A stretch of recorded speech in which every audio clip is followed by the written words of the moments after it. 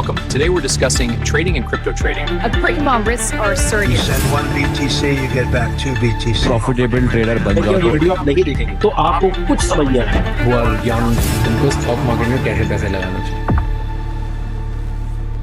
नाजरीन, आज जो ट्रेडिंग और ग्लोबल मार्केट हमें मोबाइल स्क्रीन पर नजर आती है वो किसी कंप्यूटर की इजाद से शुरू नहीं हुई थी। इसकी जड़ें इस वक्त में हैं जब एक इंसान के पास इजाफी अनाज था और दूसरे के पास भूख। तब ना शेयर्स थे, ना स्टॉक्स, ना इन्वेस्टर्स और ना ही प्रॉफिट की बात। फिर एक दिन एक जहाज समंदर में डूबा और एक आदमी अपना सब कुछ हार गया और वहीं से दुनिया ने ये सीखा कि रिस्क अकेले नहीं उठाया जाता बल्कि इसे बांटा जाता है।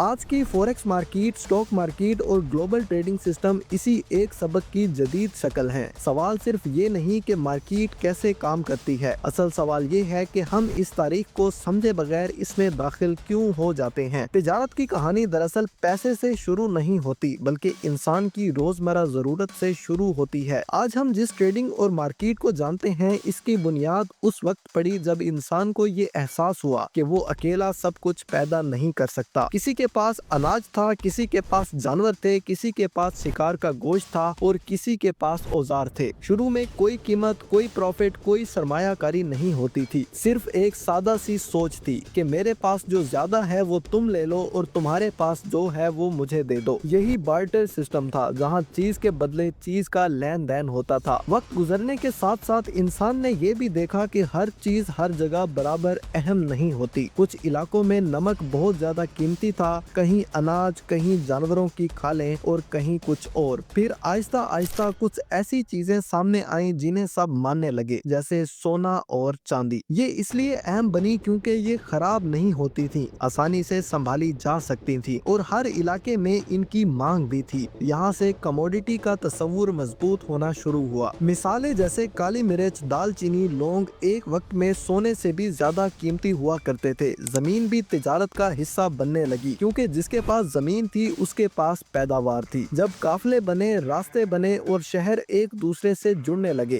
तो तिजारत भी फैलने लगी। अब सिर्फ लोग अपने गांव तक महदूद नहीं रहे, चीजें दूर दराज इलाकों से आने जाने लगी थी। यहाँ डिमांड और सप्लाई का उसूल खुद ब खुद बनने लगा। जहाँ चीज कम होती वहाँ उसकी कीमत बढ़ जाती और जहाँ ज्यादा होती वहाँ सस्ती मिलती। ये मार्केट का वो बुनियादी उसूल है जो आज भी वैसा ही है। असल तब्दीली तब आई जब यूरोप के मुमालिक ने समंदर के रास्ते से नई जमीनें तलाश करना शुरू की। एशिया और अफ्रीका में ऐसी चीजें थीं जिनकी यूरोप में बहुत ज्यादा मांग थी, मिसालें रेशम, चाय और कपास। लेकिन इन तक पहुंचना इतना आसान नहीं होता था। समुद्री सफर महीनों पर मुश्तमिल होता था। तूफान, जहाज का डूब जाना, कोज़ाकों के हमले और बीमारी का खतरा हर वक्त मौजूद रहता था। यहाँ रिस्क इतना ज्यादा था कि एक आम आदमी के लिए अकेले सफर करना मुमकिन नहीं था। इस दौर में यूरोपियन ट्रेडिंग कंपनीज बनी जिनमें सबसे ज्यादा असर रखने वाली कंपनी ईस्ट इंडिया कंपनी थी। ये सिर्फ तिजारत नहीं कर रही थी बल्कि पूरे इलाके को कंट्रोल करने लगी थी। लेकिन इसके पीछे एक बड़ा मसला था, एक जहाज तैयार करना, सामान खरीदना, अमला रखना और लंबे सफर का खर्च। ये सब बहुत ज्यादा कैपिटल मांगता था। अगर जहाज डूब जाता तो सारा पैसा खत्म। एक फर्द अपनी पूरी जिंदगी की कमाई एक ही सफर में खो देता था। यहाँ से एक नई सोच ने जन्म लिया। कंपनी ने कहा कि एक आदमी अकेला ये रिस्क क्यों उठाए, क्यों ना कई लोग थोड़ा थोड़ा पैसा लगाएं, इस तरह नुकसान भी सब में तकसीम हो जाएगा और फायदा भी। यही शेयर्ड ओनरशिप का आगाज था। हर शख्स कंपनी का एक छोटा सा हिस्सादार बन गया। ये हिस्सा बाद में शेयर्स कहलाने लगा। अगर सफर कामयाब होता तो प्रॉफिट सब में बांटा जाता और अगर नाकाम होता तो लॉस भी सबको बर्दाश्त करना पड़ता था। यही सिस्टम आगे चलकर मॉडर्न स्टॉक मार्केट की बुनियाद बना। लोग अब जहाज की बजाय कंपनीज में इन्वेस्ट करने लगे, शेयर्स खरीदे जाने लगे और बेचे जाने लगे। एक इन्वेस्टर अब सिर्फ ताजिर नहीं रहा बल्कि मालिक भी बन चुका था, चाहे उसकी मलकियत बहुत ही छोटी क्यों ना हो। वक्त के साथ साथ ट्रेडिंग मजीद मुनज़्ज़म होती गई। गैर रस्मी लेन देन अब बाकायदा मार्केट में बदल गया। यूरोप में स्टॉक एक्सचेंज वजूद में आई जहां लोग एक जगह जमा होकर शेयर्स का लेन देन करते थे। शुरू में सब कागज पर होता, शोर शराबा होता, हाथों के इशारों से डील्स होती थी, जैसा कि हर्षद मेहता की सीरीज स्कैम 1992 में दिखाया गया है। फिर बाद में बैंक्स और गवर्नमेंट्स ने रूल्स बनाए ताकि फ्रॉड कम हो और इन्वेस्टर का ट्रस्ट बढ़े। फिर टेक्नोलॉजी आई, पहले टेलीफोन, फिर कंप्यूटर और फिर इंटरनेट।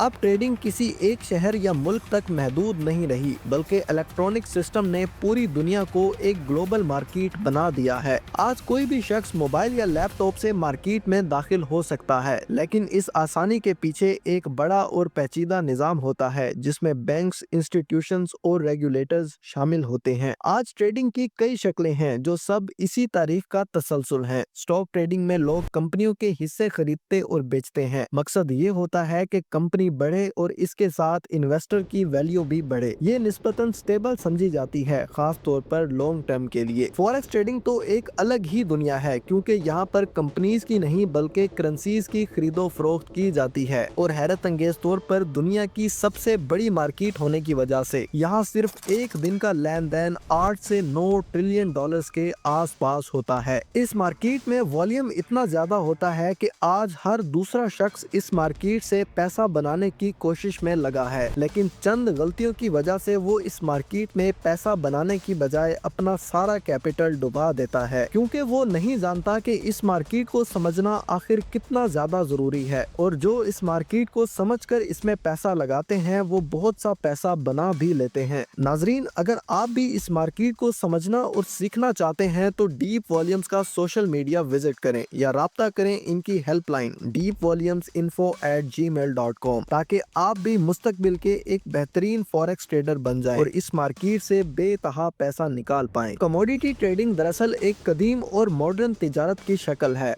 सोना, चांदी, तेल, गंदम और कपास, ये सब वो चीजें हैं जो हकीकी जिंदगी में इस्तेमाल होती हैं, इसलिए इनकी कीमतें सप्लाई और डिमांड में रियलिटी से जुड़ी होती हैं। बहुत से लोग कमोडिटीज को इसलिए भी पसंद करते हैं क्योंकि ये वक्तन फवक्तन अपनी वैल्यू बरकरार रखती हैं। नाजरीन, डेरिवेटिव जैसे फ्यूचर्स और ऑप्शंस एक आम आदमी के लिए मुश्किल तरीन हिस्सा हैं। यहाँ असल चीज नहीं बल्कि मुस्तकबिल की कीमत पर मुआयदा होता है। ये ज्यादातर बड़े इदारे और तजर्बाकार लोग इस्तेमाल करते हैं, क्योंकि यहाँ एक छोटी सी गलती आपका बहुत बड़ा नुकसान करवा सकती है। क्रिप्टो ट्रेडिंग हालिया दौर की एक नई शक्ल है। यहाँ डिजिटल एसेट्स होते हैं जो किसी हुकूमत या बैंक के कंट्रोल में नहीं होते। अगर हम ट्रेडिंग को रोजमर्रा मिसाल समझें तो ये एक दुकान जैसा काम है। दुकानदार रोज अमीर नहीं बनता, लेकिन वो हिसाब रखता है, नुकसान को कंट्रोल करता है और आहिस्ता आहिस्ता आगे बढ़ता है। जमीन या सोना खरीदना भी इसी सोच का नतीजा होता है। मार्केट में भी कामयाबी इसी तरह आती है। आखिर में हमें ये समझना जरूरी है कि ट्रेडिंग कोई जादू नहीं, कोई शॉर्टकट नहीं, ये एक स्किल है जो वक्त, सीखने और डिसिप्लिन से आती है। तारीख हमें यही बताती है कि मार्केट ने हमेशा सब्र और समझ को रिवॉर्ड दिया है, ना कि जल्दबाजी और लालच को। अगर एक आम आदमी अवेयरनेस के साथ मार्केट में दाखिल हो तो वो रिस्क कम कर सकता है और बेहतरीन फैसले कर सकता है। अगर आप लोग भी ट्रेडिंग सीखना चाहते हैं और इससे हकीकत में पैसा बनाना चाहते हैं तो अभी विजिट करें डीप वॉल्यूम्स।